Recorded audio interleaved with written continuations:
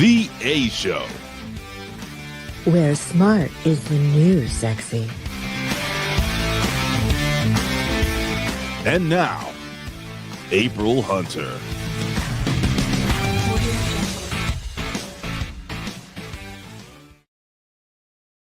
Down.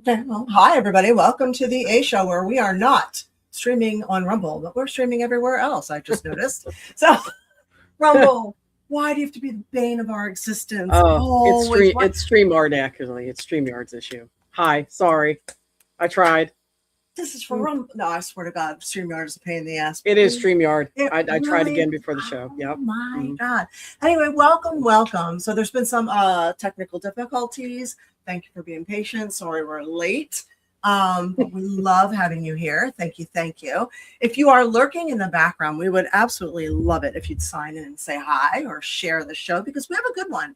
If you are a horror fan or a pop culture nerd, we are having on Rick Danford, who is a writer and director of independent horror films. He does some really, really amazingly produced, beautiful, scary stuff. And he also has a podcast and a magazine, an old school magazine that is printed. So, I mean, it's a high quality thing too. So he's kind of a jack of all trades and, you know, everything involving horror. So I am sure that this is going to be a really fun show. So definitely sign in, say hi. And if you guys came out to the Clearwater Library Comic-Con this weekend, thank you. I did get to see some of you, and that was super cool. I appreciate it. It was. Michael even brought us food. We got breakfast. Yeah. Thank you. Thank you. You're a lifesaver, buddy. Yep. Alex, I learned a new game. from Alex. So that's right. We are not really strangers here. So that was really, really cool. Mm-hmm. That was I see Steve, BW Steve. What's up? Who all is here? I see Winona, Fabian, Big Josh. My dyslexia hit there. Who else is here? Hang on. Let me peek. Being late has its merits here. So you guys got here before I did. It's kind of cool. There's Alex. There's everybody filtering in. Who else did I miss? I feel like I'm missing people here. Yeah, I'm missing people. But thank you for being here. I appreciate you. Matt Dog and everybody. So thank you. Yeah. So it was thank you. Model. That's thank sweet. you. I think I saw your comment on my latest YouTube video. So thank you. I really am trying to build up my YouTube page, and I have seen some really cool, sweet comments on there, and I really appreciate it a lot. So yeah, thank you. I've noticed. You've been posting a lot. You know, it's been so hard for me to find some of my old matches and old videos, and then my friend Matt, who I worked with like 2 weeks ago, I did a live on his show. He's the guy that has like over 1 million followers, Matt Kemke, just off of doing a wrestling show. Like, he's a wrestling fan that is leading his big, you know, living his best life, basically just doing wrestling stuff. And people love it. So he was kind of teaching me how to find my matches and what to do and what all I need to, you know, he was teaching me. He's a youngin'. So he's a youngin'. So he was teaching me. That's what I need. I need like young people, interns, to teach me the tricks. I used to be like ahead of my time with all that. And now, you know, when I went back to school in 2016, and then I graduated in 2019. And when I got out, I feel like I fell behind with all these things that come out. You know, you got all the Snapchat, TikTok, all these things came out while I was in, and I was just like, I can't keep up. We have like, thank you, Matt. I mean, thank you. Yeah, we have like 17 different things now to keep up with, and each one of them has an inbox. And people are like, you guys have been great. There's been people sending you videos, obviously, and that's awesome. Keep sending them to April. Yeah, I am so grateful. Thank you. So thank you. Yep. No. It says you're welcome. So, well, hopefully, Matt, we can get you on here and figure out your schedule. So we'll see if we can work that out soon with you. Yeah. I see a lot of people already talking about horror stuff. So I'm saving your comments. I see you in there. So we will talk about this. That's for sure. So do you want to talk about Saturday? Yeah. What did you think of it? It was a smaller convention, which I love. I love. I like it. The private ones. I mean, like privately owned. They're not corporate owned. So I have fun with those. They have a different vibe. They feel much more, I don't know, intimate. You get to spend more time with people. They're not rushing you through, and photo ops aren't stupidly expensive. Well, I mean, sometimes they are, depending, but I don't know. What did you think? I think it's great. I love the smaller ones myself, only because you get to talk to people. It's more, you get to spend a little bit more time with your fans. Your fans are amazing. Why not, right? Speaking of, hi, Steve. Yep. Exactly. Cool, awesome dude, Allie. Hi, everybody's filtering in. What's up? If you're lurking, sign in. Say hi. Yes. Yeah, there's a lot of I love yous in there. Say hi. It shows when they all come out to see you. They all want to hug you. Everybody wants to hug April. So it can't always happen, but they try. Hug me is the brains. They always want to hug the brains. I'm sure. Yes, absolutely. And they all want to take pictures. It'd be nice if you just throw money at April. Yes. So if you couldn't make it out there, there's other ways to throw money at April. I don't know if you guys know this, but I'm going to throw it on the bottom. There's Cash App. There's Venmo. Somebody did. Somebody said something today. One of our viewers did. Yeah. Red Sun Engineer sent a rather large tip today. So I don't think he's in here right now, but thank you so much. Awesome. I appreciate it. Yeah. It's Cash App, April Hunter 13. Yes. Or and Venmo. Venmo is April K Hunter. So I really appreciate that. It helps keep the show going. So I'm very, very grateful.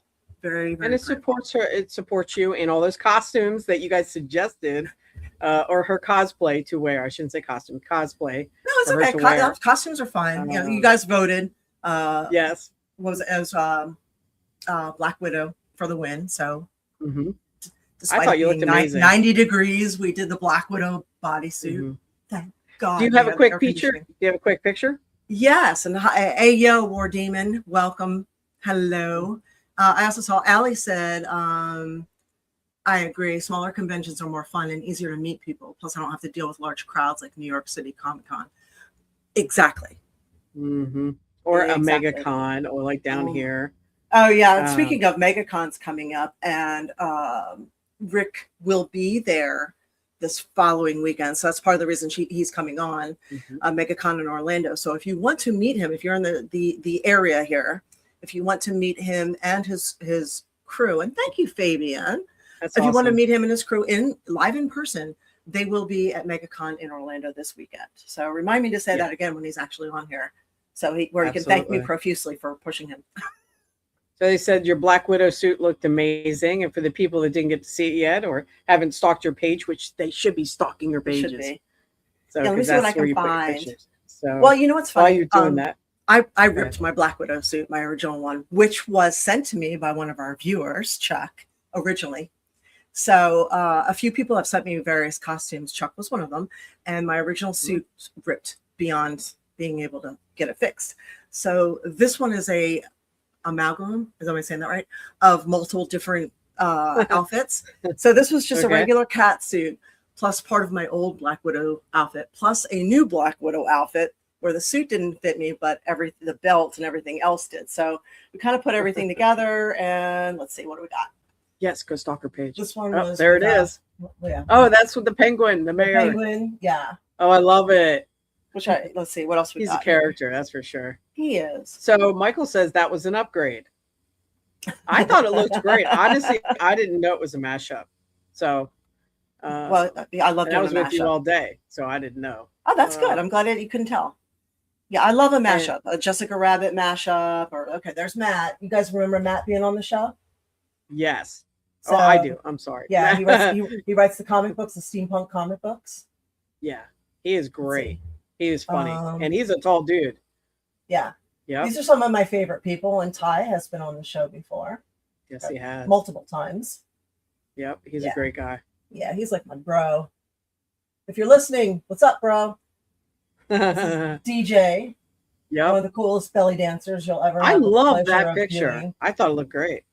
Yeah, she's awesome. Let's see. What else we got? Oh, that's just my cat. Afterwards, Yes. We had an after party. Yep. Let's see. Not. Oh, there he is. Just, you know. That's a good picture.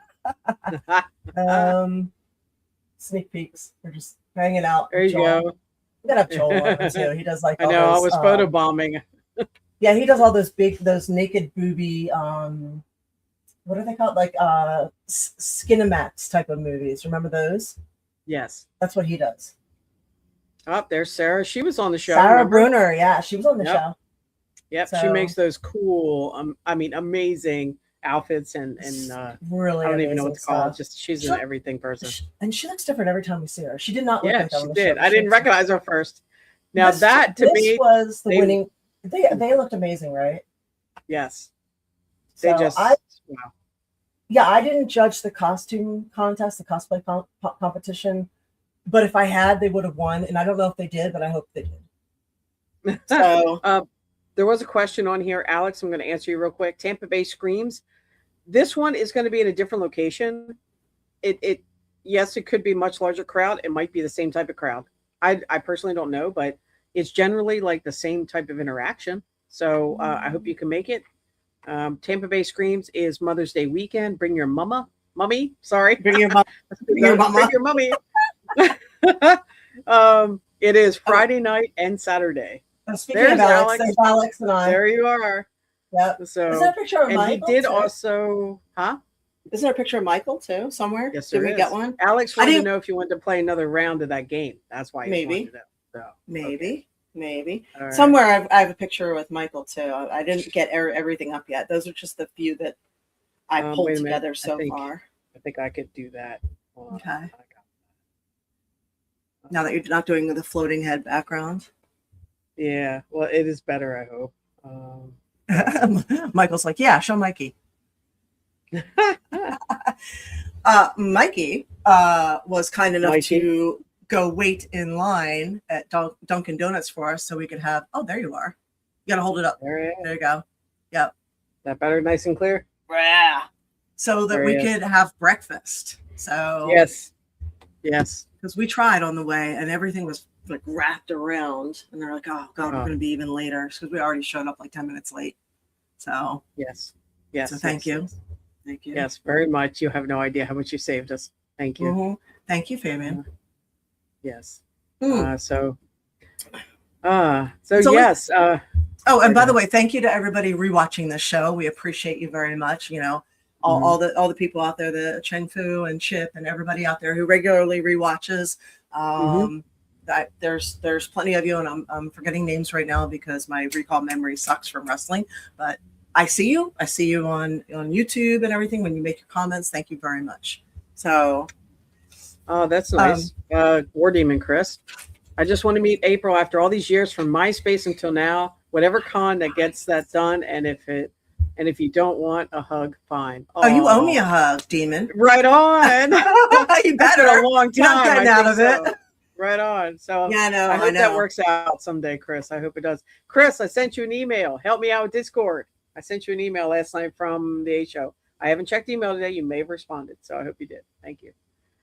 So I didn't write anything else down, but I did look up some really interesting horror statistics, which we'll get into when Rick thank you, Chris. Which will be shortly. So if you have anything you want to throw in there in between, I do. Let's hear it. I do. Okay. So yes, it was all right. Don't forget to send April wrestle clips. Yes, wrestling clips, matches. I thought a good news thing was. Oh wait. First, our sponsor. Oh, yes. Oh, my gosh. We are actually having our sponsor on tomorrow. Yes. We are running a second show this week with Tony Arterburn.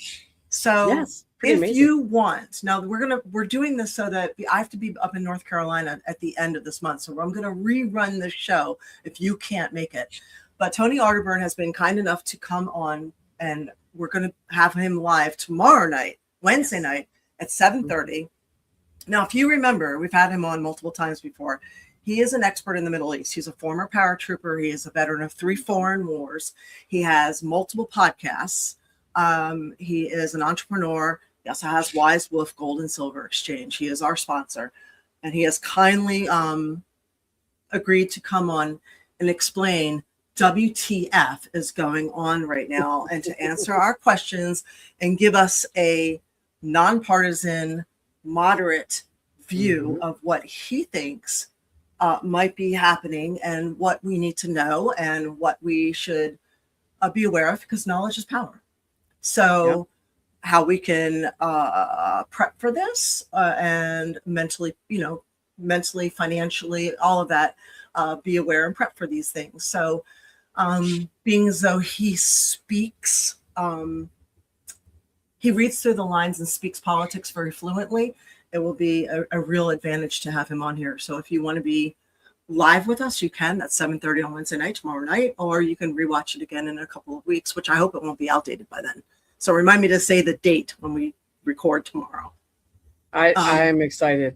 I'm excited. Yes, if you want to secure your finances, which I highly recommend you do. My friend just said that his 401k dropped $150,000 just since this Iran thing started.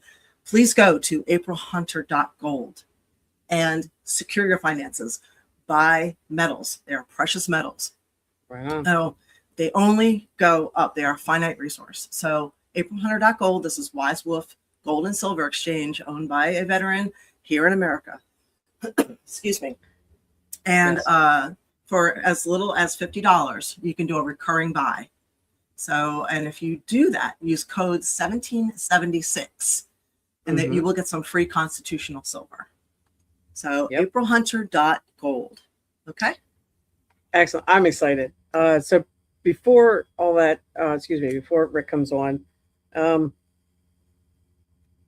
I thought of a March challenge for the fans. So something new. Let's hear it.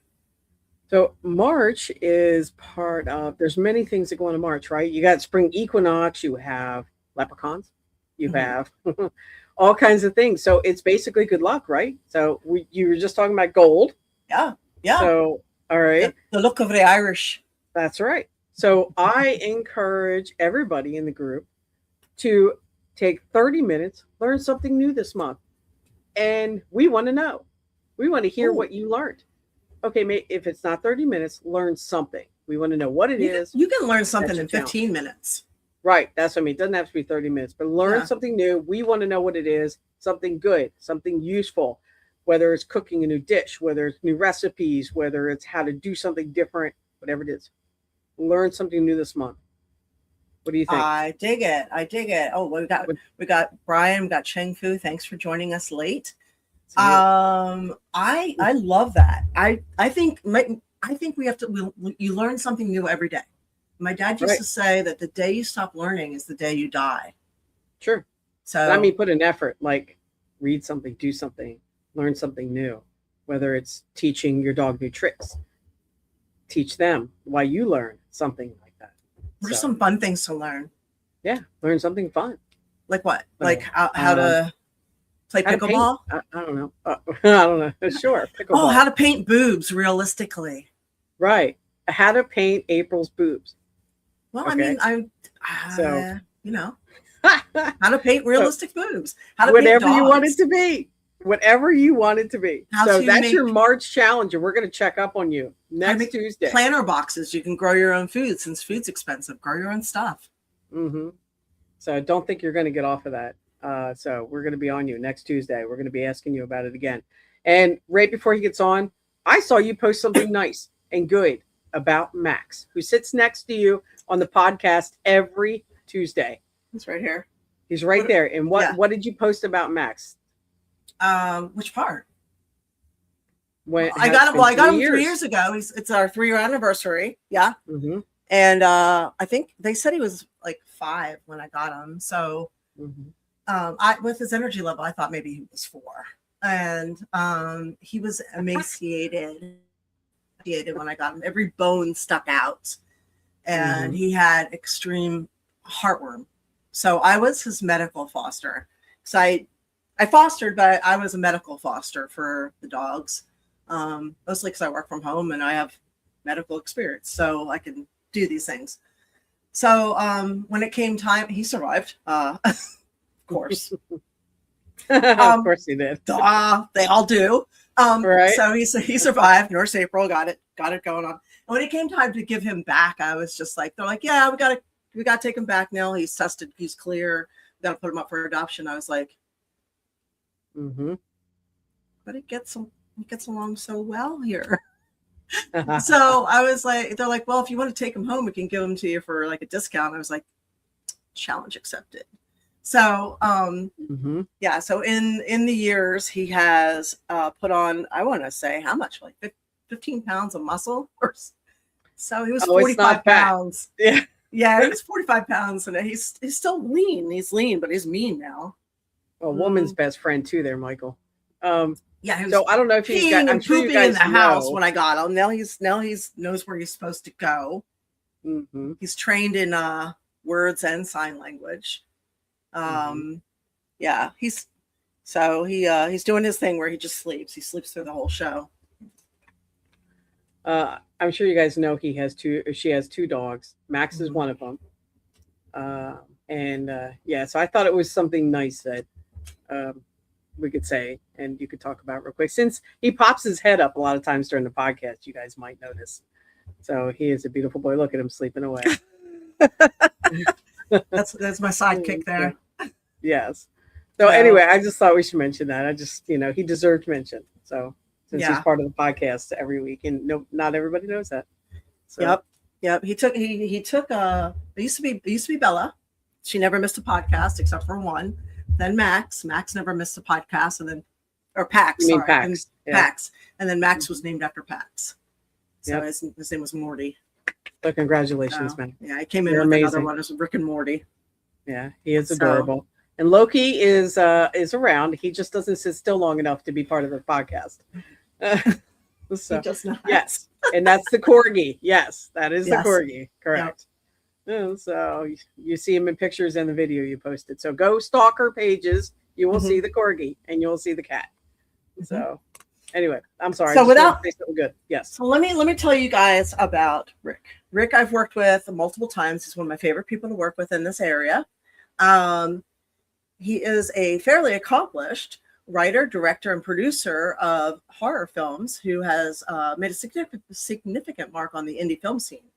Based in the Tampa Bay area, Rick has been passionately involved in filmmaking for many years, building a reputation for creating compelling and diverse stories that resonate with audiences worldwide. And if you saw the video that we posted of, it was the Stay Puft Marshmallow Man and some of the behind the scenes stuff, that's his house. His house literally looks like Blockbuster and a collectible toy store all in one. I mean, you walk in, it is unlike anything I've ever seen before. It's like you'll drool.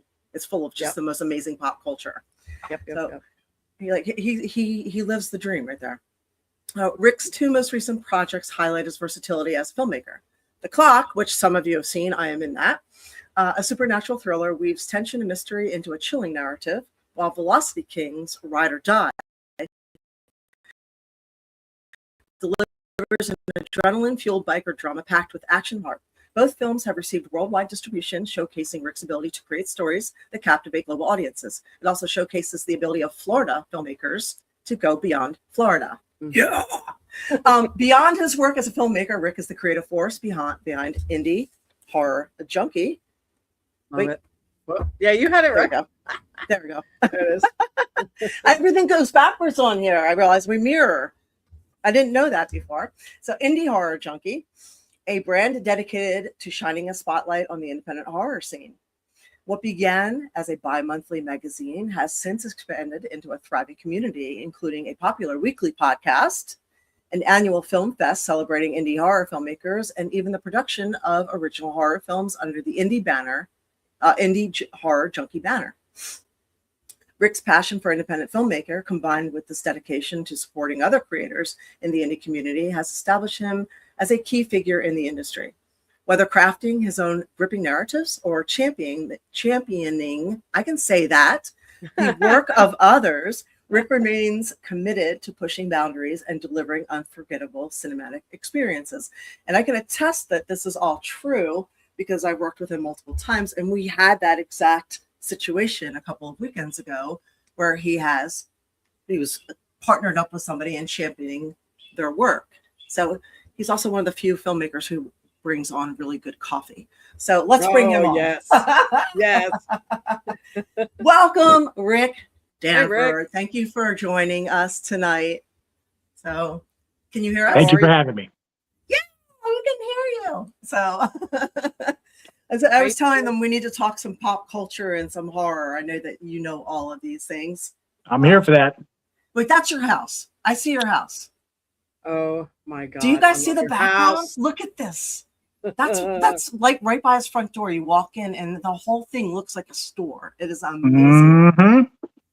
Crazy I wanna amazing. go shopping. Somebody asked if you had a store, and that is his store, I guess. You should I know. open it up. Wow. I'm gonna have one hell of a yard sale one day. It's gonna be a fortune with the collectibles you have. Mm. So the Chucky condom I posted, that was Rick's. Yeah. Yeah, where else are you gonna see that? Right. Mhm. So what do you, tell us about yourself, how you got into it, what you're working on, some of your, obviously, I mean, you get the clocks and Velocity Kings. I've seen you work on this and passionately push it, but what are some of your other favorites? And just tell us what's going on with you. Okay, well, I've pretty much. Many people have asked me when I first got into horror. To tell you the truth, I really can't remember. It's been almost since birth, and I want to tell you that because my earliest memories were watching horror movies late at night. I remember staying under the covers in my room with my little TV set, watching things like heavy metal and stuff like that I wasn't allowed to watch. But I mean, it's just the thrill and the adrenaline rush of horror and getting scared. I mean, that's something that I've always loved and appreciated. But then again, I love all genres. I just love making movies. That's why I did Velocity Kings, which is there's no horror at all in that. That's just a straight biker film. I've done faith-based films like the Christmas to the Rescue. I've got the Santa Letter coming up in a couple of months. I've got Messages of Hope that I did, The Lost. So I just love making movies. I love being creative. I love writing. And I was telling somebody the other day that even though I've made multiple short films and a few feature films as well, to this day, I still, when I'm watching and I'm on set and I'm watching actors and actresses like yourself, April, reciting lines that I've created and written, it still gives me goosebumps. Knowing that was somewhere in the back of my head years ago and I made it come to life. It's an amazing feeling. So, but Indy Horror Junkie, which is my proudest accomplishment right now, that actually began a little over 3 years ago as an online newsletter. That was just me because I've done film festivals before, the Halloween Horror Picture Show, Saints and Sinners, Mistress Mary, all before that. So I got to meet so many great filmmakers, actors, actresses. They were always having me look at their projects, and I get to see them at the film festivals. So I created basically this online newsletter that I was basically writing up and just, sending out for free to try and promote everybody's accomplishments because I love trying to build up the little guy. Some of my favorite magazines are Fangoria, Rue Morgue, stuff like that, but they usually highlight the studio films and the big budget projects and stuff. There was really nobody out there championing the what I call the blue collar filmmakers, the guys who work the 9 to 5 and spend a lot of their own money on the film projects. So I wanted to do that. I wanted to try and bring a light and shine a light on as many of those people as I could. So was born Indy Horror Junkie. I have since teamed up with my partner, Amy Rolfson, who's helped me take it to new levels. We've turned from an online newsletter into a print digital magazine, a weekly podcast, an annual film festival that we hold at MegaCon Orlando, which is coming up in less than 2 weeks. And we make our own films, which The Clock was the first one. We just did The Turning. We just shot Fear Good, which April's involved in as well. So, and there's no stopping us now. I think that's amazing. There's the podcast information right there. There you go. And also, too, I was scrolling across the bottom, indyhorrorjunkie.com. You can find Rick and all his information. I stalked your page for the podcast, your digital magazine you were talking about, and what you're up to in your events. And I know her. What? Now, I thought that was such an amazing article. I love the pictures you guys chose. Yeah. And people were actually asking prior to this, Rick, can they buy your magazine in print like that? Absolutely. You can go to indyhorrorjunkie.com. There's some links across the top. Just click on magazine and you can see all the back issues there. Right now we have our upcoming issue, which is the 3-year Indyversary issue that actually comes out on Friday the 13th. So there's like 2 or 3 days left. If you pre-order that magazine, then for the print version, then you also get to choose any of the back issues that you want, and we'll send you a complimentary digital copy as long as you take advantage during the pre-order process. Once Friday the 13th comes, then the floodgates open and we go from there. But the magazine is currently at the printer, and I'll be picking it up on Friday and starting to ship it out, and then bringing them with us to MegaCon. I can tell you that they're hard to get if you don't get them ahead of time, because I was asking for this because I'm in it for a long time, and he had to give me his own copy because they were gone, that which was very sweet of you. Which I personally think that my cleavage is why they were gone so quickly. I just like to think that, but hey.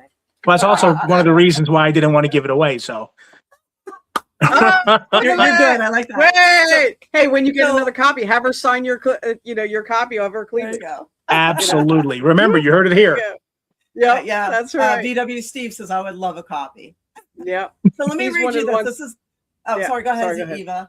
I was just going to say Steve is one of her photographers, so I think that's one of his pictures in there, isn't it? That is one of his pictures. Yes, it is.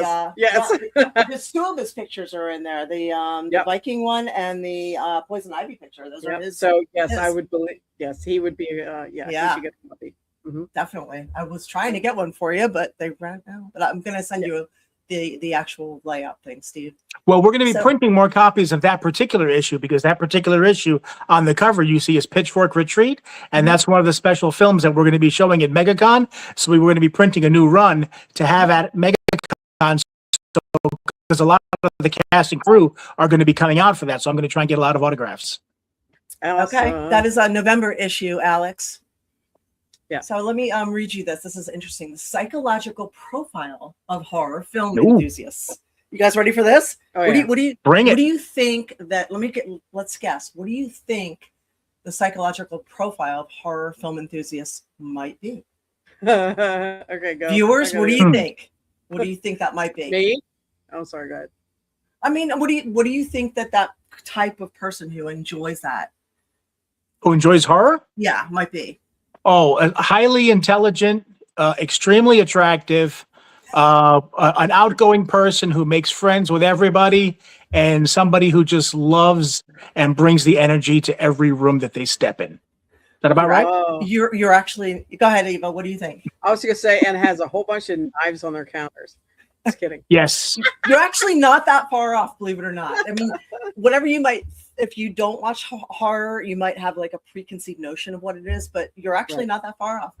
So key traits and motivation. People who love horror films often share distinct psychological traits and motivations.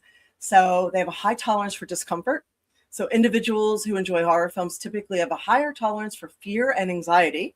They seek thrilling experiences and are often more comfortable confronting intense emotions, and they are adventurous.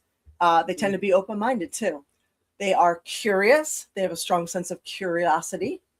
They're interested in exploring the unknown. Again, adventurous. Horror film lovers have adventurous personalities, seeking out new experiences and emotions. This trait can extend to other areas of their lives, such as travel or extreme sports. They have a high rating for empathy and emotional intelligence. So a study suggests that horror fans might possess higher levels of empathy as they analyze the character's motives and emotional states during perilous situations and coping mechanisms. For some, horror films so many Gen Xers. Sorry. Yeah, I know, right? we all got christened with oh my God, what's that one with Jamie Lee Curtis? Michael Myers. Halloween? Myers, yeah, that was the one. Yeah, there's so many. Go ahead. Yeah. Yeah, and our parents let us watch it because it was called Halloween, so they thought it was Halloween, and we watched it, and then we were ruined for life. Coping mechanism. For some, horror films serve as a safe outlet to confront fears, anxieties, and societal issues. Watching horror can provide a sense of control over these feelings, even if fictional. And social connection. Many people enjoy experiencing horror films with others. The social aspect helps foster bonds, as sharing frightening experiences can strengthen relationships. It's also good for date night. So Totally agree. there you go. All right. And hi, everybody joining us late. Hello, Eric. Everybody that's lurking, please say hi and feel free to share this episode. It helps us dramatically. So yes. And before I forget, Rick, if you is going to be in this area, if you're in Florida, he's going to be in Orlando this weekend. So if you want to go out and meet him, right, you're going to be at MegaCon next Saturday. Am I right on that? Well, the 19th to the 22nd is MegaCon. Yes. Yeah. We'll be there for all 4 days. 19th through 20. When is that? Mm-hmm. Okay, that's next a week weekend. From Not this weekend, but next weekend. Okay, after Irish Day. Yeah. Yes. Irish Day. So you can still drink and wear green if you want. Well, I fully intend to. Yes. So I am. Go ahead. Go ahead, Eva. I would say I'm curious, Rick, since you I've probably seen more horror films than most. What is your opinion of what she just said? I'm curious. Where do you fit on that? Of what was the question again? Where do you fit on that? Do you think that applies to you mostly of what she just read on that profile? I think it does. And while she was reading that, I was trying to think of how horror films would really fit that. I think what it is that with horror films, you really more often than not have to expand your imagination. You have to accept, or at least, think beyond the normal, because most of it is either monsters or fictitious creatures or things like that or whatever. So you're having to suspend belief and, expand upon that rather than watch or any kind of, like Law and Order, this and that is basically, real life scenarios. I think with horror, you really have to expand your imagination and take that leap. And when you do that, you open up those doors, like she was saying, to not just being adventurous, but to opening yourself for ideas and everything else. You're just expanding your mind because of it. I truly believe that. I think that with horror, that adrenaline rush that you get from being scared or whatever it is something you just don't experience, any place else, whatever it is. And a lot of people feed on that. And really, I mean, it's a wonderful feeling. And writing something and creating something that can get somebody to hide their eyes or jump or talk about later that it scared them or sleep with the lights on or whatever it is. Come on, that's a kick. Yeah, I just say that people enjoy a mental and physical stimulation who like horror. Because it triggers a fight or flight response.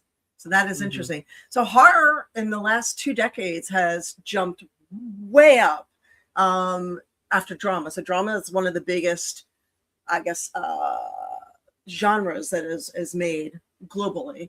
And then horror is one of the ones that has gone way up from 4% to 12.5% in just of all film and TV in just 2 decades. I mean, when Key and Peele are getting in on it, right? So it was Peele or Jordan Peele, right? Jordan Peele, yep. Yeah, everybody's making horror now. So why do you think that is? Why do you think it's grown so much, and why do you think it's so popular?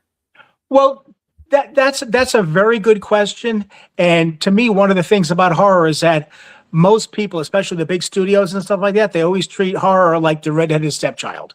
Okay, nobody wants to admit that they like horror. Nobody wants to admit that they make horror. That's why there's several companies like Disney and things like that will have a separate company, whether it be Dimension or something like that will go ahead and create their horror, because they know that horror is probably the one genre that's always in season.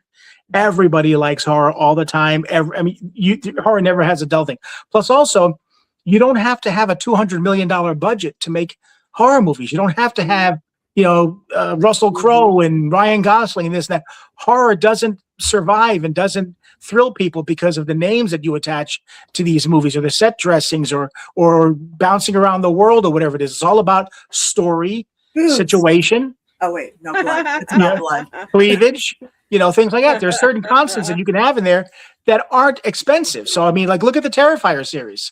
That's a perfect example. I mean, they did their first movie, I think, for like $7,000 or $8,000, something like that, maybe $15,000, I think of what it was. And they made $1 million. The second movie, they gave them $250,000 and they made $15 million. Then the third movie, they actually had like a $2.5 million budget, which is really, if you think about it, in standard Hollywood, that's like a micro budget, if that. Right. And the movie made 125 million at the box office. That shows you there's a demand out there for it. I mean, and you don't need big budgets to make that. Indiana Jones cost, what was it, $300-400 million to make, and they lost $150-200 million. I mean, they look at The Bride that just came out. That was a $90 million budget or whatever it is, and they said it made $8 million in the box office. So they're going to lose. But that was basically Bonnie and Clyde. It wasn't even really a horror movie. It was kind of an artsy Bonnie and Clyde with Frankenstein. But I mean, the bottom line is that horror, you don't need the Christian Bales. You don't need the big budgets. You just need a good, solid storyline, some scares, some gore, some cleavage, all that good stuff. And those are the ingredients that people want. And it's escapism. And a chick that runs and falls and they can't get up. Right. And horror is pure escapism. You go to the theater knowing that you're going to be watching something that isn't real, that isn't going to follow you home. Well, for the most part, that you can just escape. You can get away from work. You can get away from whatever it is that life's been beating you down or whatever it is, and go to the theater and just enjoy yourself, and then come home and have that chance to breathe. Exactly. I do have a question. Actually, there's a lot of questions going on in the chat there, but is there, like April mentioned, the one that she remembers the most, obviously, when she was little? Do you have one that stands out to you when you were young that maybe made you jump the most? Oh, and your all-time favorite. And your all-time favorite. That was everybody asked me my all-time favorite, and me being the horror aficionado that I am, I really don't have. I can name you a couple, depending.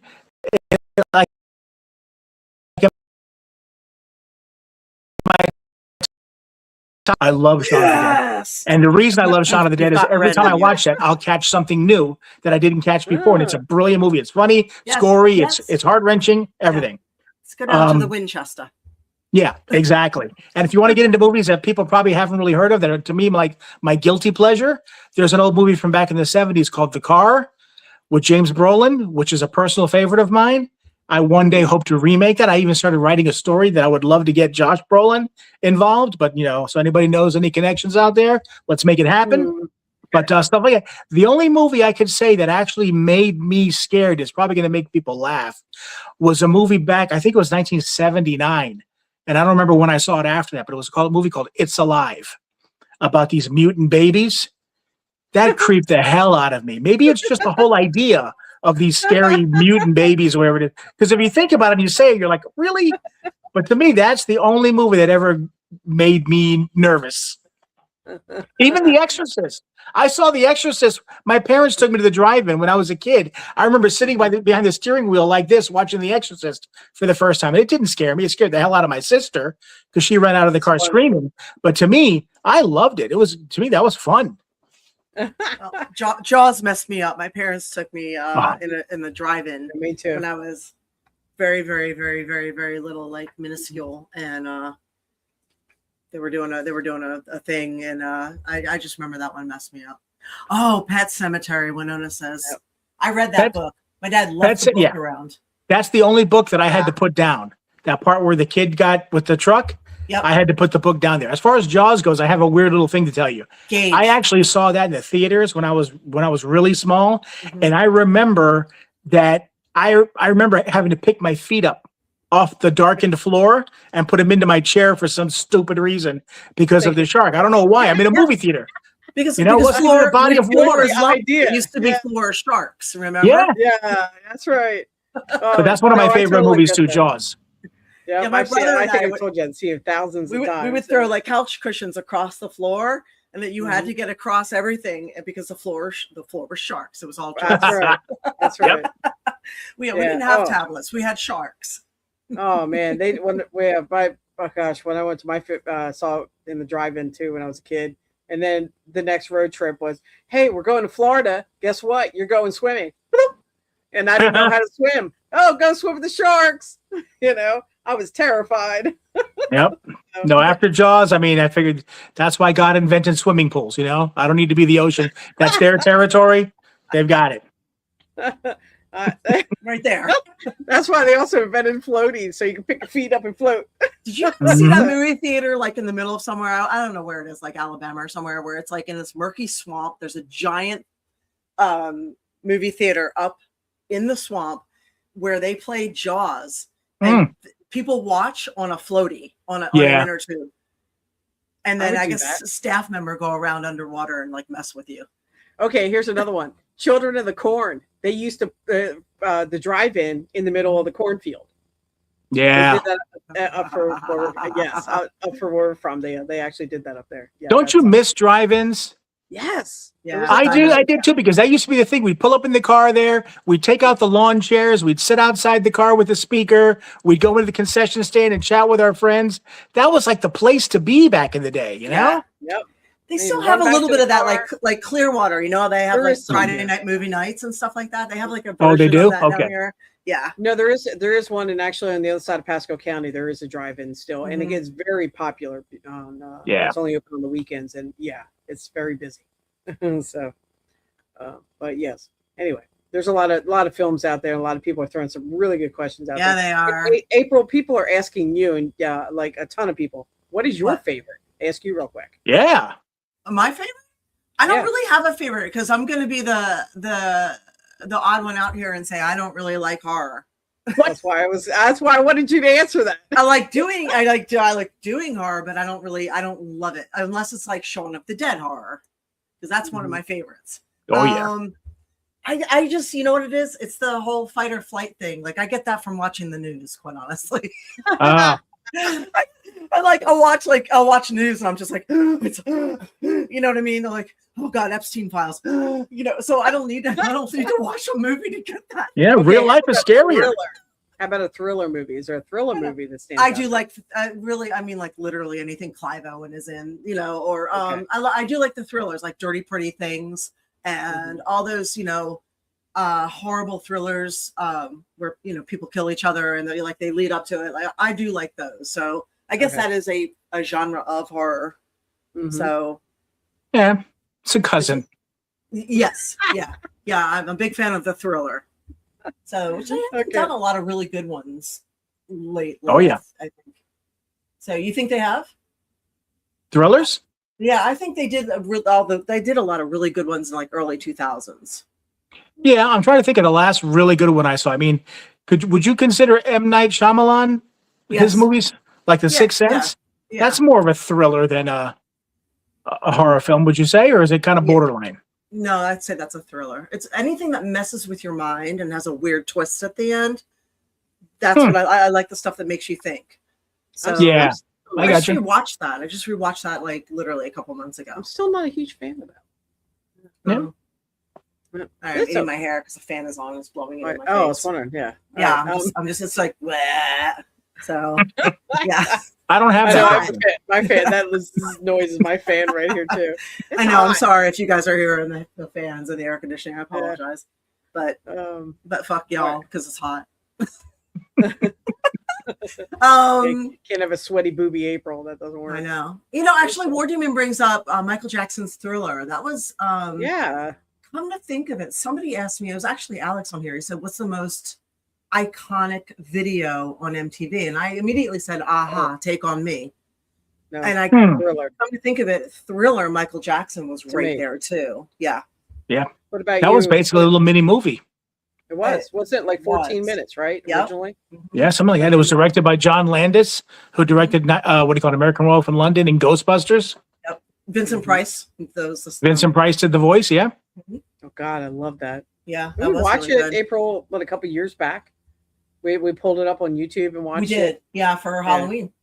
Yeah. She's got the that's right. record. So we played on her record player. Yeah, I used to have it too. I remember seeing an interview with Vincent Price where they said that when they asked him about doing that Thriller bit or whatever, they asked him how he would like to be paid.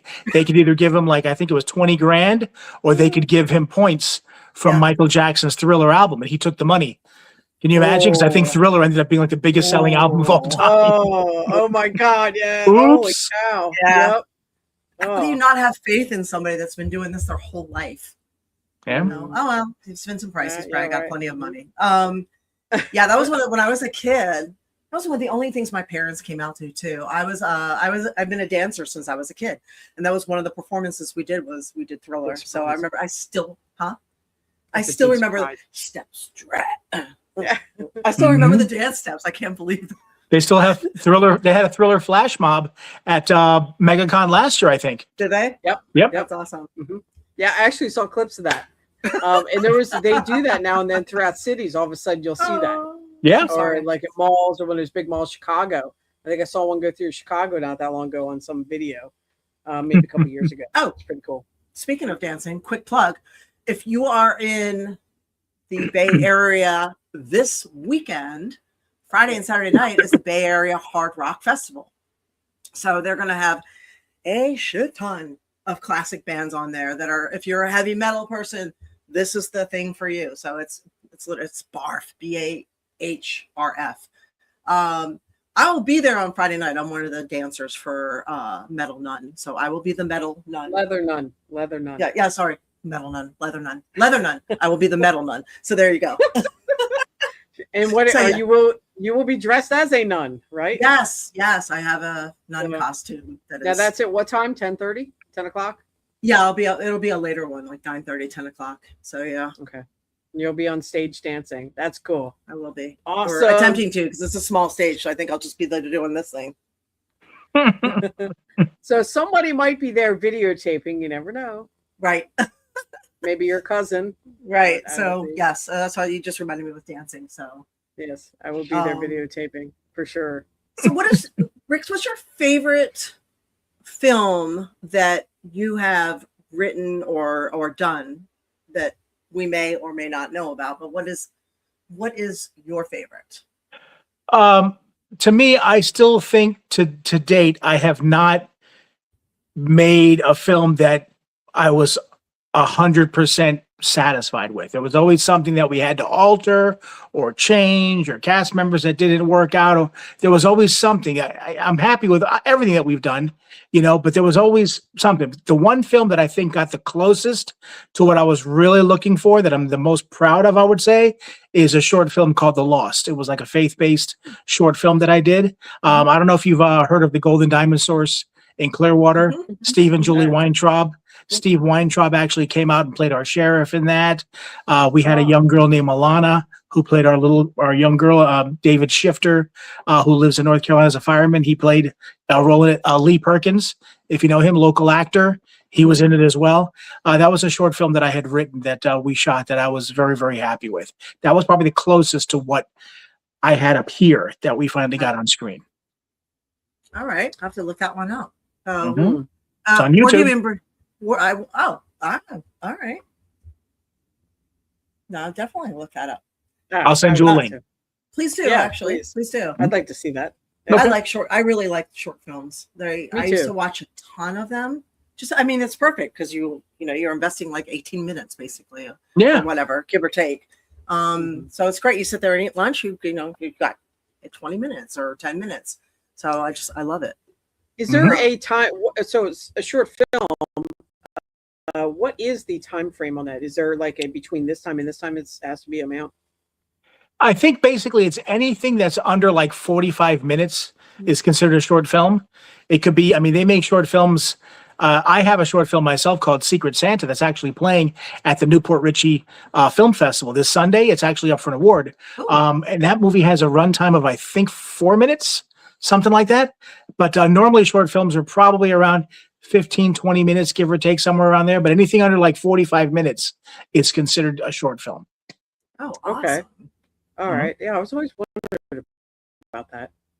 So clarify, Alex, real quick. It's a Bay Area Hard Rock Festival, and I believe it's in Plant City. So. Where's that at? Plant City. It is at a. I'll look up the address and I'll post it out here. But I know I have it. And it's not outside, that's for sure. Thank God. It is outside. No, I don't think. Is it? Is it outside? It is outside. It's an outside forum. Yeah. That's not what I saw. Are you sure? It's an outside stage. Yeah, the whole festival is outside. Dress accordingly, Metal Nun. Woodstock, it's all day. Well, that's actually the temperature's dropping. No, it's an indoor one. Okay, well that's cool. I may have looked at it wrong. Valrico, Florida. Valrico. Yeah. From what I can tell. I don't know. That looks like a ceiling to me. Yeah, it's a ceiling. It's a ceiling, but it's an outside forum. It's outdoors. It might be like a canopy or something. Yeah, it's a canopy. It's an out. Yeah, That's yeah, the it's an stage. outside thing. It's an outside stage built, kind of like a livestock thing. Am I saying that right? I don't know if I I'm saying believe you. that right. Because when I scripted out last time, okay, I could be wrong. I hope I'm wrong, but yeah, because it's done as like an all day festival, outdoor festival. It is an all-day thing, yeah. Yeah. Private property. Here it is. Private property venue, 4502 Hill Drive, Valrico. So it is private property. Yes, it's like 3 acres or something on the private property. And it is, I mean, thankfully the temperature's supposed to drop on that day. I think the high is supposed to be 80 that day. We're dropping down. Yeah, it is listed as an outdoor event. Yes. Okay. So at least you're in the evening. So come see her. Yes. Heavy metal Woodstock, basically. You're right. Not livestock. You're right. Thanks, Chris. Woodstock. Livestock, Woodstock, same thing. I knew I'm going to say that right. I'm sorry. It's been a long day. My apologies. Woodstock. So correct me. Yeah. For MegaCon, you're having a film festival there too, right? Film showing. Tell us about that. Yeah, this is our 3rd year with Indy Horror Junkie. I was there years before with the Halloween Horror Picture Show and Saints and Sinners. So I've been at MegaCon probably for almost 10 years now. But this is our 3rd year with the Indy Horror Junkie Film Fest. Normally we do Friday, Saturday, and Sunday. But this year we're actually doing all 4 days, which is Thursday, Friday, Saturday, and Sunday. Thursday is like 4 to 9. Friday is like 10 to 7. Saturday's 10 to 7. And then Sunday's 10 to 5. We're going to have all day short and feature films playing all day long. We're going to have panels. We've got special celebrity guests that are coming in. We've got some movies, like one called Devour that's coming in. That's going to be a special screening. They're going to have a guy dressed up as a 7-foot-tall werewolf that was in the movie, roaming the halls. We're going to have a lot of different celebs, like I said, going there, photo opportunities, giveaways. It's just going to be a blast. I can't wait to get there. We got so many people coming. Last year, we had lines around the hall and down the hall to get into some of the screenings. The guys from Terrifier are going to be there. Mike Levy, all those guys, they're all going to be there. Were there last year, so we're really excited about it. We can't wait. But it's next Thursday. That sounds awesome. That theater is great. I love that. Yeah, theater. so that'll be the Thursday after Irish Day, St. Patrick's Day. Yeah, they get like 250,000 people there. Yeah, they do. Yeah, wear comfortable shoes, you guys. That is the convention of walking. Wear lightweight clothing because it can be warm. So yeah. It's a hell of a convention, though. That's for sure. It's a great time. Yeah, really I'm excited for you. Congratulations for all your accomplishments, and Rick as well. And thank you. You've been doing. So yeah, you do beautiful work. Yes. I appreciate it. I like trying to do something quality. I like trying to treat everybody like family on set, because those are experiences that people are going to remember. And I want everybody to remember that, hey, it was good working with him, because not only did we do something good and inventive, but he treated us right, took care of us, because that stuff's going to be what people remember you for. So. Yeah, well, I remember that you got actual Dunkin' Donuts coffee and creamer. So we hey. Well, yeah, he also fed the least I could do, which was very thankful. Sometimes people get the coffee, they forget the creamer and the sweetener. We had that happen this weekend. But yes. Yeah, actually.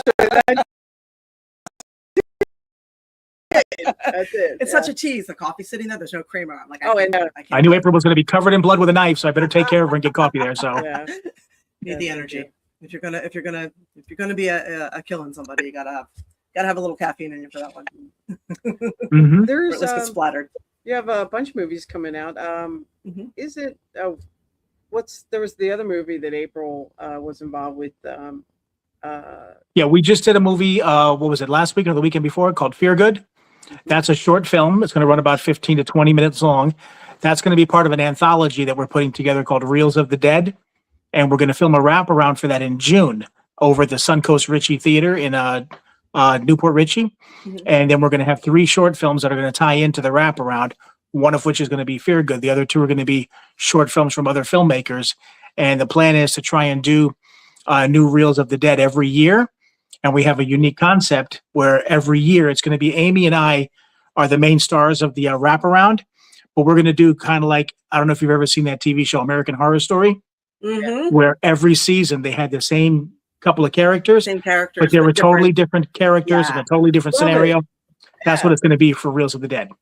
Oh, I love it. Great idea. Okay, so I you love asked it. my favorite. That's one of my favorites right there. Yeah, but that's horror. I you weren't- I know, thought but you weren't into that's okay. horror. So there you go. I do like There you that go. one. The skeletons start to come out. Yes, Mhm. I do like that one. Yeah, You one know, of my there's a favorite cute, there's a seasons was cute the- one on yeah. TV called The Ghosts. I like that one too. Oh, I heard about that one. That's the comedy, right? Yes. You like the The- British version or the American version, April? I like the American version, although usually the British version of anything is better. Yep. In this particular case, I got attached to the American version. I like the American version better. Yeah. Well, there was a British show called Being Human. I think it lasted like 5 seasons, and it was a serious show about 3 roommates. One was a werewolf, one was a vampire, and one was a ghost. Mm-hmm. And immediately when you hear that, you're thinking comedy, but it was such a good serious show. And they had a British version that was outstanding, and then Sci-Fi Channel actually did an American version, which was really good as well, that I enjoyed, called Being Human. You should check it out. Okay. Human. I'm gonna make a note of that. Yeah. Human. There's a what was the? I want to say, was it Australian? No. Australian? Yes. No, there's a vampire show. I wanna say Oh, no, it was in New Zealand. About I a think- whole roommates. They were all living in one house. It was a bunch of vampires, and it was very, very funny. you sure that's not the Housewives of Beverly Hills? Nope. Okay.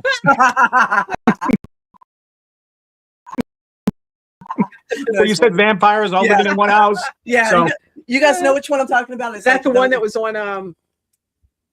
It was on the cable channel. What the heck was it?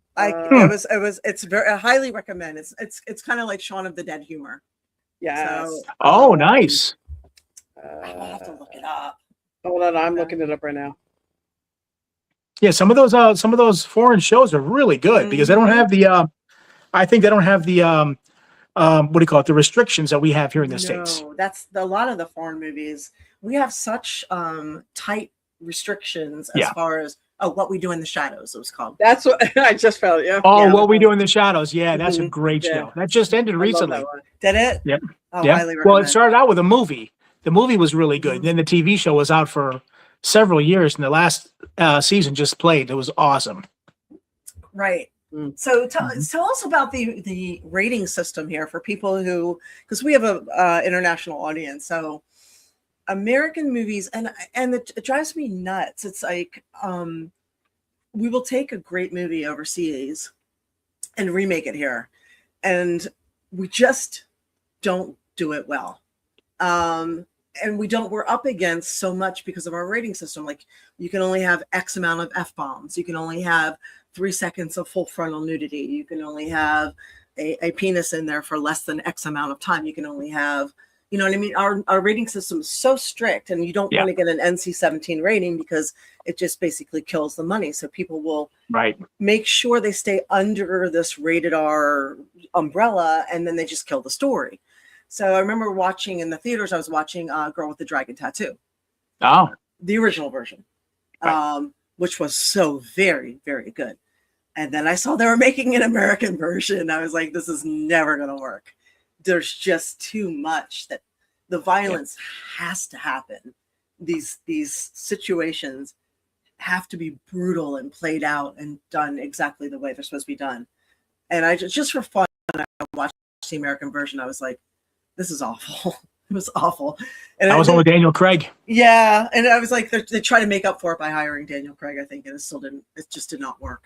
So yes, get used to subtitles, everyone, because you are going to see such good stuff. Steve says the original Girl with the Dragon Tattoo was awesome. The American version was horrible. Yes, right. And Steve also said scariest movie I ever saw was The Exorcist. A lot of people say to me, I've heard that so many times that when people will ask, what do you think the scariest movie is? And to me, it has to be The Exorcist. Now, it's not necessarily the scariest movie for me, but I think if you had to pick one overall for everybody, it has to be. What other movie gets the reaction from the people that The Exorcist did the day that it happened? There's still people to this day that, like my mom, who will refuse to watch it or even see anything about it on TV. They just will not watch it. And that was a movie from 1973. You know, and if that's still scaring people today, how could that not be the scariest movie of all time? Right. That's true. Like Rosemary's Baby. Yep, That's that was another great one. too. Yeah. Yeah. I was going to say, as far as foreign films go, because it's borderline thriller. Also, I don't even think it's a horror movie, even though it could be considered borderline. But it's a movie called I Saw the Devil. Okay. If you get a chance, I highly recommend that one. That one will get you going. That's a Korean film, I think, or something like that. But supposedly they're talking about making an American version of it. Mhm. But I don't want that to happen because I can't see them doing what they did in that movie. Right? Like Yeah. The Ring, the original version was Ringu, Korean. yeah. It was called Ringu, Rangu. Really? I actually did not know that. Yeah, that was so creepy. I was like, oh my God. Yeah. If you And The like Grudge. Ring, Remember The Yes. Grudge? oh my God, yes. Yeah, it was Ju-on or whatever it is, the Korean version, I think it Yeah, was, and then they made Ju-on. The Grudge. Yeah, Oh my God, I didn't know that on either one of those. Oh, yeah, Yeah. you got to watch. we're here to some- educate you. Yeah, you got to Yep. watch the foreign movies. So they go there. The French horror, the German horror, the Korean horror. So good. Listen to hard time April, with who doesn't even like horror, I rattling know, off right? these foreign horror films. And I stuff know. like that. Like, Go And what is figure. going I on know. here? That closet door not only swung open, I think it broke off. No shit, right? Yeah, I know. and the I British gotta watch thrillers, our- the British thrillers. Some of the Oh, yeah, the British thriller, Daniel the Craig, like Layer Ringu, Cake. yeah. Yes. Yeah. I I have a hard time sometimes with certain accents that I can't quite hear well, so I get frustrated. Subtitles. Read I, that. subtitles, I sometimes understand it that, just and I doesn't go like with it. subtitles for the fact that then you get to hear it in the native tongue and this and that. That's all well and good, but I don't like subtitles because while you're reading the subtitles, you're not seeing the action going on. You know what I'm saying? So it Right. takes away from the movie a little bit to me. No, you do, but you have to It does learn for how me to. too You on do. some of You, it, you yeah. train yourself to do it. And You I know? do that sometimes. Yeah. The language barrier. Sometimes the depends on the tones, I guess. For Yeah, me, and so I struggle with it sometimes when it's a foreign movie. I'm hearing impaired, like severely. So I would probably say I'm what we say 60% deaf, I guess. Eva, Mhm. she knows. Maybe 70%. No, I would say you're around 60. It's Yeah, gotten 60% worse, deaf from explosives. Going I'm off next to probably me. more around 30. So for some reason, tones bother me more than if they bother Yeah. you. So I had For some to. reason, so- I got used to subtitles because I had to. and so I use you- subtitles. Yeah. You train yourself to be able to watch and read at the same time. Eventually you'll get it. What's nice about it is you are 100% fully engaged. So Sure. you're not eating at the same time. You're watching and you're listening. So you're using two different parts of your brain. So you're fully I observing. can eat at the same time as I'm doing all that. No, you can't. You sit there and look like this. You're going to miss something. No, I do. I look for one bite and then I look up and I do it. So I might miss a word or two. Subtitles keep you thin. Sorry, All righty then. Rick. That was not for you. That was for her. Hey, I want to address that one comment. Yes. which one? Matt's? Hi, Matt. Well, Oh, no, Faces of Death too, Fernando. Yeah. Oh my God. I forgot That about was that. horrible. This That was horrible. That was okay. So we're all similar age here, the three of us. So that's all I'm gonna say. But Faces of Death was something that was shocking. It was it was a true thing. Yeah. That Supposedly, allegedly. Right. Nowadays, now- I think about that. Maybe it was. Now I have to look back and maybe I would. Right. rethink Maybe some we were of it, but- taken. Well, when Seeing it that- came out, that's what it was pitched as all being true death and stuff like that. And that's what made it so creepy and so moving and stuff. But then later on, we ended up finding out that a lot of it wasn't real. Oh, like Blair Witch. Well, Blair Witch was a weird one because I remember hearing the girl, something Donahue or whatever it was. She said she went to a film festival or something later on that the movie played at, and some girl walked up to her all distraught. And I thought you were dead. And she goes, "No, it was just a movie. They just made it look like a real found footage, and people bought into that." Well, Well, it was yeah. marketed that way by the studio as being real. Oh, yeah. Yeah. Oh yeah. Well, Blair So- Witch also is one of the highest producing ones ever on investment, actually, because of how low the budget was and stuff. So I was looking that up today. So April, I'm sorry, you look like Yeah, you I had a think they question. spent like $11, maybe $12 on that film. It was actually like 7,000 It's like a that they camera actually made on the movie. that you But then threw you up while can't you're really, watching. You can't really look at that though, because they made the movie for 7,000, but once Artisan, which was the distributor, picked it up, they put like $1 million of promoting and marketing and everything else into it. So it was really like a $1.5 million movie, but it still made hundreds of millions. So yeah, the ROI on that was ridiculous. That's amazing. Yeah. Oh, here's one for you guys. Foreign movies. That is one of the scariest shit ever. Is Hostel. Hostel? Oh, yeah. Oh my God. Yeah. They're making that I into only a watched TV that. series now. Did you hear that? No. Oh yeah, I heard. I'm like, I Paul don't know. Paul Giamatti is supposed to be in that. Yeah, but No. okay, are they going to make that overseas or realistic, or you know? I don't know. Nowadays, I haven't looked it up, but I just The was told that Americans it's are supposed to worth be. the most. Yeah. Well, I don't know. Get the We most eat shit. points. We eat So shit. tell me, April, is there a horror movie that you haven't seen for a person who doesn't like horror? Because I mean, you're Right, rattling okay, everything there's off one. here. Yeah, you go know. ahead. What is it? Come on. Spit it out. I just There is prefer that other one. stuff. When I watched the other day, what did I watch? Good Fortune. So I watched doesn't Good Fortune count. with Seth Rogen. That doesn't count. Good for okay. Good Fortune. It was funny. Yeah, it was funny. So I prefer dumb, like funny or thrillers. Yeah. That's not a Lately, I've slasher preferred movie. light and funny and stuff like that because Well, it's because you watch the news. yeah, You I need feel like- light and funny. right. I feel like we're kind of in a heavy thing right now. So Yeah. anything light and funny. So if you guys have light and funny, send it to me because, Have you watched that new series, The Studio, with Seth Rogen? I have. I don't like it. You know why? No. Because I want to kill Seth Rogen in that. I feel like he's so annoying. And Wade swears that there are people like that on set in LA that is very true to life. For me, I would just want he gives me anxiety. Like I feel like my heart starts beating like this. I'm like, I will kill you. I will physically throw you off the set. So I can't do it. But I understand that it's actually people love it. I don't know. Okay. Anyway. What's the last horror movie you watched? Thriller. I don't know. What was that? I don't know. Horror or thriller type movie. That April likes? Well, April likes them all. She'll tell you she doesn't, but she does.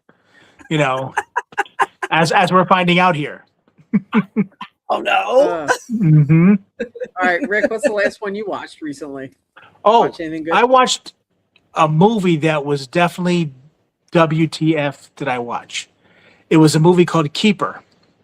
It's from Osgood Perkins, who did Long Legs with Nicolas Cage. He did what was the other one? The Monkey, and then he did this one.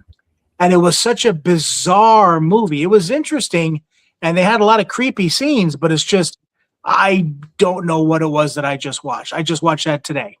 So that was What a was the name of last that one. Keeper. Keeper. Interesting. I'm always looking for something that's interesting and odd like that. Yeah. That's for sure. But did you see Weapons? No. Weapons is the newest one. That's a hot one out there. And then, of course, there's Sinners. Oh, yeah. Started watching that. Okay. Oh, I know the last one I watched. Eva, the guy with all the personalities. The Scottish Split. guy. Split. Mhm. That's the last one I think I watched. That was really good. That's What an dream- incredible performance that guy Oh did, huh? my- what a Yes. He was dream amazing. for an actor. I was surprised you He's hadn't good. seen that, April. I was happy to watch that again. I Yeah. love that movie. Yeah, that's Oh, that. I had so- not. Well, it's horror, but she talked me into it. So that was. But when we talk about horror being like the redheaded stepchild or whatever it is, I mean, like I said, look at Sinners. Sinners is a vampire movie, and it's up for the Academy Award. What is it? He broke the record for the most nominations. right. 16 nominations for this weekend. Yeah, That's you gotta say forget something. sometimes it was the same guy playing the two parts. Yeah, Michael B. Jordan. Yeah, and then I flipped over I and like it. watched. I mean, I guess this is horror too. Flipped over. No, I- go figure. I flipped. Yeah, I flipped over on. It was at HBO and watched Fahrenheit 451. So Oh. I know a lot of people know the book, but if you Yeah. have not seen the remake of the movie, it's also Michael B. Jordan. He's in that? It's him Yeah, and it's it's on my him list too, I didn't and watch it. Superman's dad, Zod. Michael. I like that. Superman's you mean Russell Crowe? Nope, the other one. Marlon Brando? No.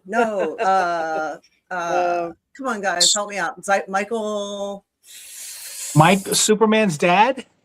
Superman's father in the dark version of the Superman versus. Because Russell Crowe was Superman's dad in the Snyder Yeah. movies. And then Marlon Brando was Superman's dad with Christopher Reeve. I don't know.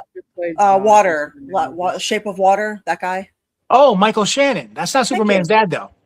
Wasn't it? And the first. He played Zod, which was one of the main villains. I said Zod. Zod, but that's not Superman's dad. He killed Superman's dad.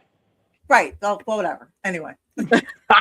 I'm here to keep you straight. Zod. Thank you. I said Zod. Yeah, Michael Shannon is an amazing actor. Amazing actor. Love that guy.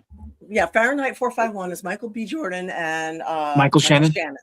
And I'm gonna look that up. It is a really good movie based on a really good Ray Bradbury book, and it is literally I guess it's a horror because it is horrific, and I think everybody should watch this, and I think everybody should sit their kids down to watch this. I think it's that important. You know, everybody says watch 1984. This is the one. This is more important than 1984, I think. Yes, well, I know you got me. Thank you. Did you ever see Schindler's List? Yeah, but you know what? I have watched so many German movies. I watched so many German movies about World War II that by the time I got to Schindler's List, it was like so minor. If you watch the German World War II movies, they are so hardcore. Again, the rating system, I mean, so hardcore. Like they will show you scenes where the Nazis will take a kid in the forest, yank him aside, and pull his pants down and see if he's circumcised or not. And they'll show the whole thing and then shoot him in the spot right there. So that's what I'm used to watching compared to like Schindler's List. Well, you've heard of course, Jerry Lewis, right? Mm-hmm. Did you hear about the movie that he made that he said that they will never release it as long as he's alive? I think it's called The Day the Clown Died. Mm-mm. In the movie, he plays a clown. Supposedly it's during World War II or whatever it was, and he was hired by the Germans to play a clown for the kids in the concentration camp to lead them to the gas chamber. Oh my gosh. What a dark movie that had to be, you know? But yeah, he said that as long as he's alive, they'll never release that movie. Holy hell. Well, there was not doing so well. May not be that long. I remember there was a decent American movie about the World War II. Again, horror. Saving Private Ryan? No, it was called Defiance. Oh, Defiant? Yeah, that was with Daniel Craig. Liev Schreiber, and it was about them living in the woods. Mm-hmm. This is based on real life living in the woods and having an entire situation and system in the woods of rebels trying to survive. So that was really good. Yeah, that was Liev Schreiber and Daniel. Was that Daniel Craig? Oh yeah, it was Daniel. Yeah, Craig. Daniel Craig. One that I recommend too is a favorite of mine called oh my God, I just forgot the name of it now. It starred the kid that played Spider-Man. It was directed by Mel Gibson. Oh God, what's the name? Toby, was that the one? Toby? No. Maguire? No, not Toby Maguire. The guy Andrew Garfield. Okay. Yeah, but it was I'll think of the movie and I'll tell you to you. But it's like that movie was based on a true story, and if you watch the movie, it's like unbelievable what this guy did. He went to war and Hacksaw Ridge, yes. Yeah, he went to war, but he went as a conscientious observer because he refused to pick up a gun because his dad was a drunk and almost killed him. So he refused to pick up a gun. He said that he wanted to go there. He said, well, everybody else is taking lives. I don't feel that I should try and save some. So he went to war there with his platoon and didn't pick up a gun. And by himself on this ridge, he ended up saving by himself 75 men, all by himself. And they talked about it. And when you watch the movie, you're thinking like, my God, all this stuff this guy did. But then at the end of the movie, over the credits, they have the real guy that he played talking about some of the scenes from the movie. And I remember hearing a thing with Mel Gibson where he said that there was a lot of stuff in the guy's books that the guy did that we couldn't show in the movie because people wouldn't believe it. So it's just unbelievable what that guy's unbelievable hero. And he was obviously blessed. Oh, I did not Wow. even know about that. I'll have to Oh, check it's a that one great out. movie. I Great movie. love World War II movies. You'll like that Yeah. one.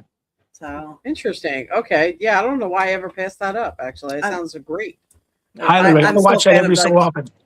old. I like the old ones like Das Boot and all of that. My dad used to watch all that. We would sit down in the living room and just. Oh yeah, I love stuff like that. Mm. Good stuff. My dad used to watch John Wayne, the Fighting Yes. CBs and all that stuff like that. Yeah, he Spaghetti got me into that. westerns. Yep, Green Berets, all that stuff. Yep, I got into all that. Platoon, great movies. Yeah, Yeah, I grew up one- a little bit different. the Deer Hunter. That one messed me up. That was messed. That was Oh, a messed wow. up movie. Yeah, I never watched that until a couple of years ago. So that Yeah. one, that was like a little wow. Yeah, Some of these old movies are really profound. I don't know if they've changed the rating system since then, and they just like you said, the old horror, old movies, they had less special effects. Sorry, fewer special effects back then, but it was gritty and hard hitting or something. So it was just Maybe different. that's in why, because they these didn't. films from the 70s. I don't know why they hit so hard. well, I They think told- also the rating systems back then let you get away with a lot more. They let you push the envelope a lot more back in the day. that what it Now was? everything is just really, toned down and stuff because I don't know what it is, but everything they try to candy coat everything nowadays. Whatever. Do you I don't think know. we'll go back to that? We've gone through this whole bullshit Change. censorship, feelings over facts. You can't say this, you can't offend this group, you can't do this, you can't do that. Do you think we'll eventually get past all that and go back to comedy being funny again and everybody Well, that's what being Scary Movie's trying to do. I know, but everybody being insulted equally. Like I watch the comedians that are coming out now, and it looks like they're pushing the envelope where they're taking everything that they would get canceled for. Like they'll take the whole thing. They'll take race, rape, gender, trans, all the things, all the hot topics, and they're making sure to include each and every one of those things in their stand-up to push Yeah, they back. are. So every one of them, they're like boom, boom, boom. They have a list.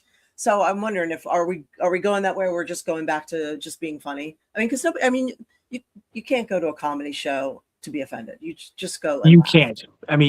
You should. That's what it's supposed to be about. But at the Right. end of the day, I understand people getting offended by some things, but you have to be able to just let stuff. I don't know. I've been hearing stuff on Facebook and so many times where somebody said this, like they talk about J.K. Rowling and her beliefs in this and that, and everybody's getting all up in arms and trying to cancel her. And to me, it's like, I don't necessarily agree with any of the stuff that she says, but to me, she has the right to believe the way she wants to believe. If I don't believe what she believes or I don't appreciate what it is she's saying or whatever it is, I'll just tune her out. That's what everybody needs to do. But instead, people just rally around. Oh my God, she said this. We got to cancel her. Let's start an uprising and this and then get rid of her. And it's like, no. Weird. To me, it's like Morgan Freeman. You know who Morgan Freeman is, right? Yeah. He was on a radio show where he talked when they asked him about racism. Says, how would you stop racism? We talked about this. Yeah. How would you stop racism? He said, stop talking about it. Yeah. You stop calling me a black actor. I'll stop calling you a white reporter, and we stop talking about it. In time, it'll be abolished. It's everybody bringing it up. Yeah, and you're just a making it reporter. subject. I'm just an actor. Yeah, it's why it lives. Yeah, it's the same thing. And I noticed every time they publish something about an actor or an entertainer, they always write like Salma Hayek in parentheses 54. Like they always. Who cares? They put the age in there. Like why they do that? It's like they don't understand, but they do that on purpose.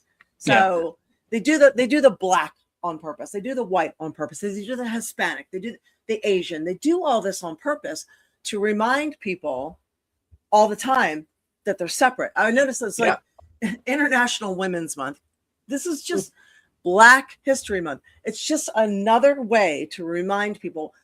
People actually, there's like a reverse psychology. People think it's honoring. It's not honoring.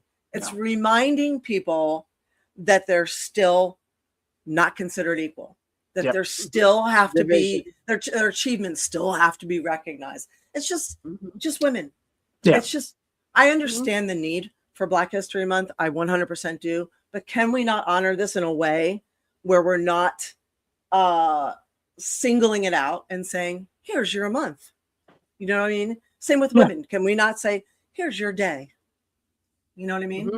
Yeah. I've never understood racism, to tell you the truth, because I Don't was take away born in New Cinco de York. Mayo, though. Don't take away Cinco de Mayo. Well, I Let's was leave- born in let's New leave York, Cinco de Mayo. and New York is a melting pot. My Right. earliest memories, I remember in like preschool or whatever it is, my best friend was a black kid named Curtis. So I never saw that. We were mixed with everybody because we were, we weren't rich, whereas we were living amongst everybody. And in New York, you had everybody there. So I've never understood that. I've always grown up with everybody, and everybody's human, and everybody. I treat you the way you treat me. I'm gonna like you, wherever it is, based on the way you treat me and the way you treat others. I don't care what your skin color is. I don't care if you're gay or if you're straight or whatever it is. It doesn't matter to me. We grew up in that time period where nobody gave a shit. We grew up with that. And Mixed- we also teased each other all the time. Everybody busted each other's balls all the time about their race, about their height, about their weight, about their whatever. If you had something that you could have your balls busted about, we did it, and it was funny, and you had to suck it up because it meant somebody loved you. That's right. Yeah. It's really the media, though. The media is really what's doing it, because they're trying to get clicks. They're trying to get attention. I remember there was a TV show called I forget what it was, where Kelsey Grammer, the guy from Cheers, where he was a newspaper, and that was his big line, was that if it bleeds, it leads. It's not if it's important, nothing like that. It's going to be what's going to get the clicks, what's going to get the attention. And you'll see that on Facebook. Those media posts and stuff like that are doing it, trying to rile people up. And unfortunately, people take the bait, and it's terrible. I feel like they take the bait. I don't know if I'm wrong on this, for the same reason maybe that people love horror, is it's that fight or flight feeling. So while they could channel their energy into watching a horror film, which would be,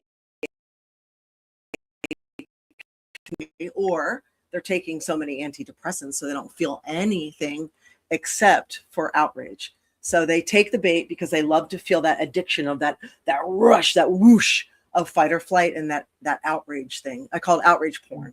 So, and then they're like, I don't like the outrage though. I don't like it either. I don't like the outrage though, because usually those people, they're mad and there's nothing you can do. You can't talk to them. They won't listen to reason.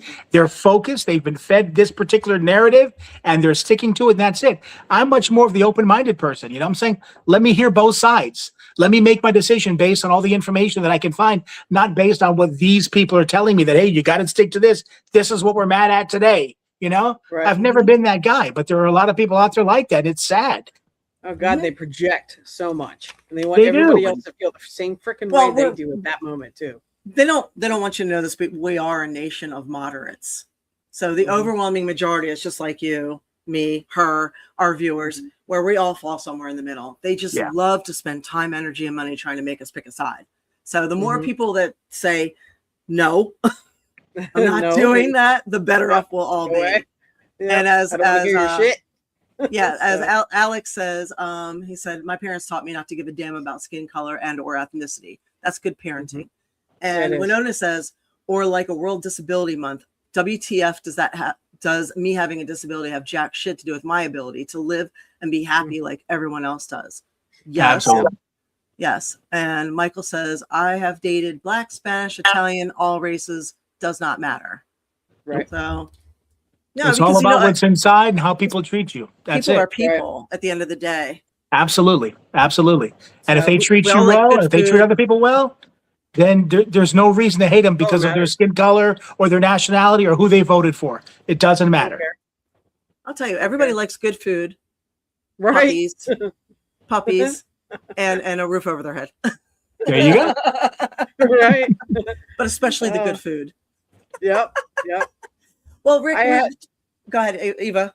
I was going to say, I actually found a cute little couple statistics about horror movies today. I was like, so I just was like, when was the first horror movie? You know, I was like, okay, what they would say about that. So I was curious, and so I looked it up. And what was the first horror movie ever? And it came up. Frankenstein? No, actually, it was 1896, called The House of the Devil, also known as The Haunted Castle. So it was a silent movie? That was a silent one. Now, then that was before my time. Yeah, I mean, that's good. Like what? A couple of years, right? For Just a Right. few.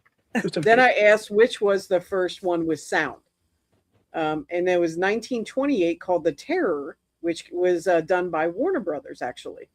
And I've then heard the of that one. next one was 1931, Dracula. Dracula. Oh, okay.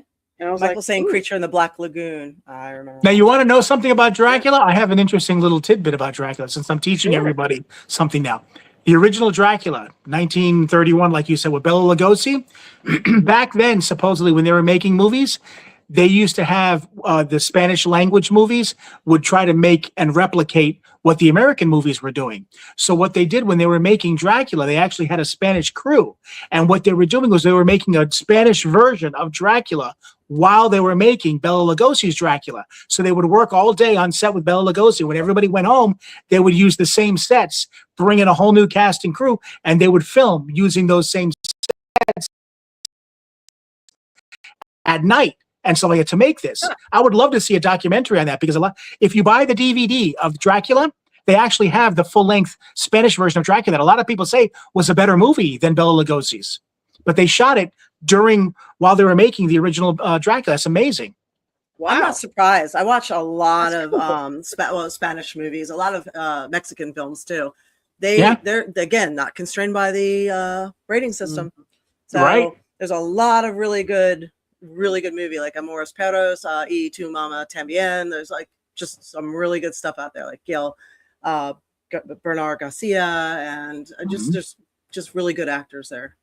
Mm-hmm. So, Well, I've learned a lot tonight, and I have a whole list of movies. Apparently, I need to Absolutely. see. So yeah, I've marked a few too, even though I don't watch horror. That's Yeah. right. That's right, April. We know. Well, we've taken up enough of your time. Tell us where we can find you. Tell us everything we need to know about you. Okay. The main site is, of course, indyhorrorjunkie.com. That's my main haunt. There you can find everything about our podcast, our magazine, our film fest, the original films that we're doing, all that stuff, that beautiful magazine that April's holding right there.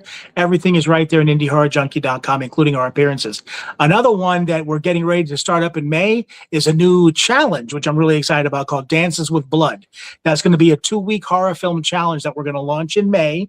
Everybody can register teams, and then when we have a kickoff event, all the teams will attend. We'll give them a subgenre, we'll give them an item, and we'll give them a line that they have to use. And then they've got 2 weeks from that date to write, direct, and produce a 10-minute short film and submit it, meeting all that criteria. And then we're going to get them streaming. We're going to get them distribution. We're going to show them at our next event. So it's going to be a lot of fun. Can't wait for that. Ooh, That's cool. And you can find that at danceswithblood.com. Danceswithblood.com. I might have to check that out. I have I a couple think you short should. film ideas. Yes, you do. Well, horror? You don't know anything about that? I have written horror, yes. There we go. I've written horror, I've written comedy, I've written everything in between. So I was going to say Kill City Cup was a horror movie, wasn't it? Technically, I guess so. Technically, yeah. Yes, yeah. So I went to film school, and it was interesting that in my one class when we were writing horror, it was horror and comedy. Yeah, So I they like good combine horror it. comedy. So we would take a horror film and turn it comedy, and we'd take a comedy and turn it horror. So because they said horror and comedy are right there, and you They really might are. not think that, but yeah. Oh, there's a lot of good horror comedies. Shaun of the Dead we already spoke of tonight. They got another one coming out called Ready or Not. Here I Come. That's the sequel to the original Ready or Not. That's a horror comedy. I love that. Okay. Sounds good. Awesome. Well, thank you for being here. We Yes. appreciate you. So, Thank you for having me. This was a blast. It really was. So I really it was. appreciate it. No, I appreciate you taking your time to be with us. And remember, everybody, tomorrow night we're doing a second live at 7:30. So we're gonna answer your questions. We have on tell me. I'm blanking right now. Tony. We have on Tony Arterburn. Yeah, my brain is. I need caffeine right now. We're having on Tony Arterburn, paratrooper, veteran of 3 foreign wars, entrepreneur, writer, podcaster. He is going to talk to us about what's going on, what we need to know, what his thoughts are. He speaks fluent political bullshit, so he'll see if he can get kind of see through what's going on and what we can expect and how to protect ourselves and everything else. So feel free to join us. If you don't make it, we will air it again the week that I'm in North Carolina, which will be the week of the 23rd. So, all right. Thanks for everybody being here. Thank you. Thank you. Thank you. Thank you. There you go, Rick. If you can't catch us, you could. I'm doing lots of updates on patreon.com, April Hunter. If you feel the need to throw money at us, you can obviously do that. That's April K Hunter on Venmo or Cash App, April Hunter 13. Feel free to you can make that shit rain. Feel free. But you can join my Patreon. It is free. So that does not cost anything, so we can stay in touch. So lots of love to everybody. We will see you live tomorrow night. And then of course we'll see you live again next Tuesday, where we have on Jay. So our favorite politician, Jay Kramer will be coming back on to talk to us. So good night, everybody. Have a great night. Enjoy your dinner if you have not eaten. And thank you, Rick. You got it. Take care, ladies. Bye. Have a good one.